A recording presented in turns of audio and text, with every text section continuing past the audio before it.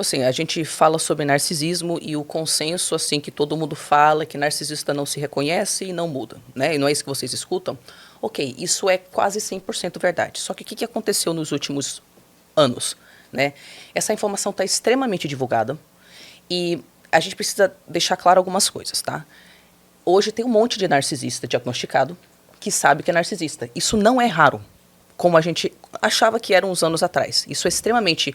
Eu tenho narcisistas de todos os meus grupos. Eles têm canais no YouTube também? Sim, eles têm canais... Acompanha? em português eu só conheço um cara que é um caso subclínico, subliminar, ou seja, não chega a ter um transtorno, que é o Estudando Psicologia.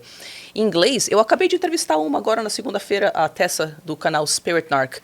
Então, por que eu estou mencionando isso? Primeiro que consciência, muitos já têm. Né? A questão é que quando a pessoa se descobre narcisista, a primeira resposta geralmente, claro, cada pessoa é um caso, né? A gente não pode generalizar, mas uma resposta comum é: nossa, eu sou incrível. Eu sou incrível. Sabia que Acabei eu tinha de descobrir um superpoder. Isso. Que eu já sabia que eu era incrível, mas, cara, Nossa. agora tá comprovado por esse diagnóstico. Isso. Né? Ou então a pessoa não leva a sério, porque... Eu sou incrível. Quem falou? O médico. Né? Exatamente. Gente, e eu que eu achava que eu era incrível, ontem meu médico veio e me confirmou. O diagnóstico. Aí vem essa grandiosidade. Isso. E aí, tipo assim, ou então despreza o diagnóstico porque... O quê? Transtorno?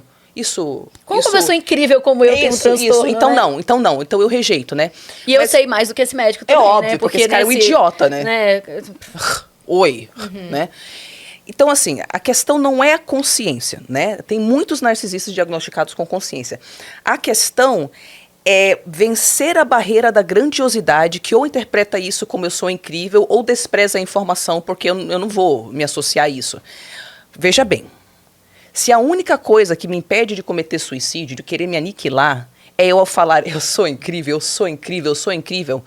Quando alguns narcisistas descobrem e chegam num ponto de realmente entender que eles têm transtorno de personalidade narcisista, uma personalidade narcisista, e tipo, a grandiosidade falhou, eles não conseguem mais fingir que aquilo é ótimo, aí eles entram nesse estado aí, que eles não conseguem tolerar.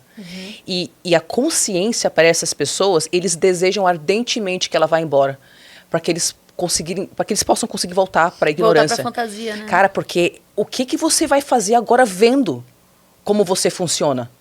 E você tenta se falar, não, mas é que eu sou incrível, sou incrível, sou incrível. Você não consegue mais voltar para isso. Por exemplo, essa Tessa, Spirit Narc, ela falou que ela foi diagnosticada quando ela era mais nova. Os pais falaram, olha, a gente acha que de repente você fazer um processo diagnóstico aí. Só que ela desprezou. Ela, o quê? Transtorno? Nada a ver. Desprezou.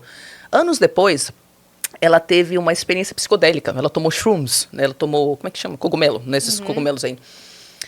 E ela teve uma ruptura, assim, na estrutura egóica dela.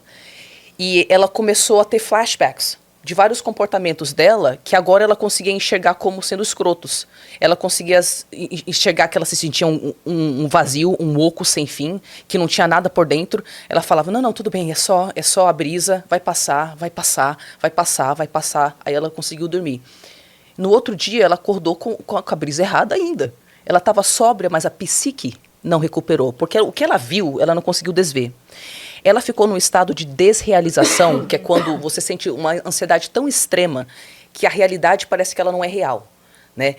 Parece que ela está distorcida, que você toca as coisas, mas não estão lá. Será que isso aqui realmente está aqui? Que durou 11 meses. Ela não conseguiu sair daqueles flashbacks de ver as várias situações na vida dela onde ela fez coisas nada a ver, onde ela foi totalmente escrota com os outros. E por causa desses 11 meses de desrealização, ela quebrou a grandiosidade dela a ponto de chegar e falar, então isso que é um transtorno de personalidade narcisista, né? Então eu falei essa história só para completar aí a informação de como que pode a pessoa não reconhecer. Como que pode a pessoa ser assim? É preciso muito para a pessoa chegar num ponto onde ela fala, nossa, eu entendo que isso tem um problema. Aí também, para completar com a seguinte informação. E eu tenho que sempre começar com uma outra informação para que seja muito bem compreendida. Todos nós devemos nos distanciarmos de pessoas que nos fazem mal, colocar esses limites. E às vezes eu preparo pessoas para cortar contato mesmo, né? Continuo concordando com tudo que eu falei. Só que a gente está entrando num momento cultural onde algumas coisas estão mudando. Já tem narcisistas que tiveram isso que eu falei, que se chama colapso narcisista. O negócio colapsa e não consegue reconstruir, só fica na ideação suicida. Eu quero me destruir, o que eu sou. Tendo falado isso, essas pessoas já estão começando a buscar ajuda com outro tipo de mentalidade. Não é porque elas estão curadas, ok? Elas continuam com todas as questões internas e tudo, mas já tem grupos de apoio para narcisistas em inglês, tem muitos canais entre eles em inglês. E por que eu estou mencionando isso? Porque está tendo uma mudança cultural agora, onde o próximo passo vai ser a gente ter que desestigmatizar o narcisismo. Uhum. Isso não significa falar para as pessoas, ai, é sua mãe, é seu pai. Não é sobre isso.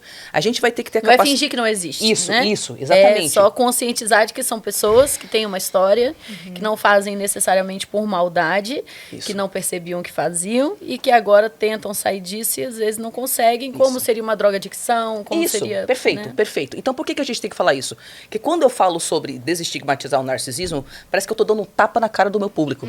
Ou passando pano pra caramba. Não é isso que eu tô falando. Ainda estamos numa situação onde a vasta maioria das pessoas... Mas é um ótimo sinal, é um sinal de evolução, É ótimo, né? É evolução, gente. E tipo assim, quando a gente fala... Recente, né? É muito recente. E a gente tem que entender, apesar da raiva, da fúria, e você pode e deve contato com as pessoas. E eu falo, eu tô em contato zero com a minha própria mãe. Então eu tô falando isso pra vocês como uma pessoa que não tolera ter contato com a própria mãe.